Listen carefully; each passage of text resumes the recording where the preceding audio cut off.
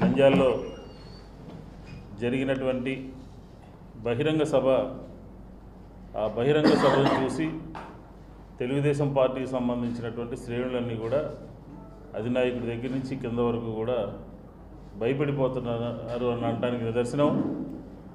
నిన్న ఈరోజు రోడ్డు మీదకి వచ్చి చోటా మోటా నాయకులందరూ కూడా జగన్ గారిని వ్యక్తిగతంగా మాట్లాడినటువంటి తీరు చూస్తూ ఉంటే ఆ పార్టీకి సంబంధించి పడుతున్నటువంటి ఆందోళన భయానికి నిదర్శనం అని చెప్పని మేము ఈ సందర్భంగా మాట్లాడుతూ ఉన్నాం. ఈ 2 రోజుల నుంచి మంత్రులు కానీ శాసనసభ్యులు కానీ చోటా మోటా నాయకులు కానీ మాట్లాడినటువంటి మాటలన్నింటినీ కూడా మేము తీవ్రంగా ఖండిస్తూ ఉన్నాం.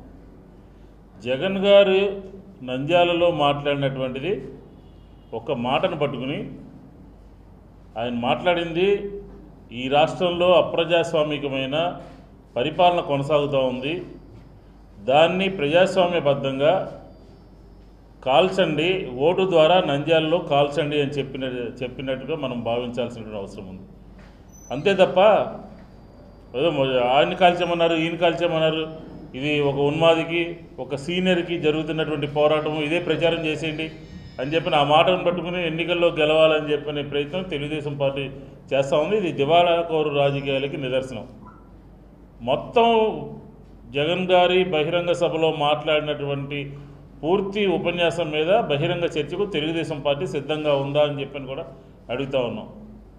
ఒక మాటను పట్టుకుని దాని ద్వారా లబ్ధి పొందాలి అని చెప్పిన ప్రయత్నం ఏం చేశారు మీరు? అసెంబ్లీలో పాతరేస్తానని చెప్పారు మీ శాసనసభ్యులు, తాట తీస్తామన్నారు, మీ అంతు చూస్తామన్నారు. అంతకన్నా గొప్ప విషయం ఇది.